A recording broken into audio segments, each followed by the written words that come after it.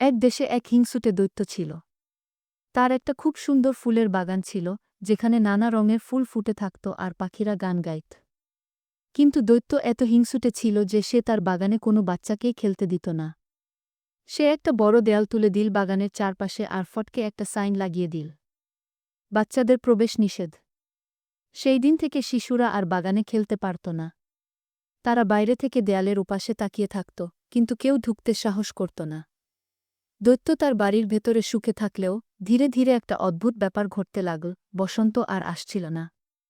ফুল ফুটত না, পাখিরা গান গাইত না, গাছগুলো শুকিয়ে যাচ্ছিল। সবসময় যেন শীতের মতো আবহাওয়া থাকত। একদিন দৈত্য জানালা দিয়ে বাইরে তাকিয়ে দেখল, দেয়ালের একটা ছোট ফুটো দিয়ে কিছু বাচ্চা তার বাগানে ঢুকে খেলছে। আশ্চর্য! যেখানে বাচ্চারা খেলছে সেখানে আবার ফুল ফুটেছে, গাছে নতুন পাতা এসেছে, আর পাখিরাও গান গাইছে। দৈত্যের হৃদয় গলে গেল।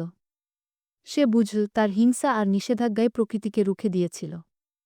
সে দৌড়ে বাইরে গেল, দেয়ালটা ভেঙে ফেল আর বাচ্চাদের ডেকে বলল, তোমরা আসো, সবসময় আমার বাগানে খেলো। এটা এখন তোমাদের জন্যও।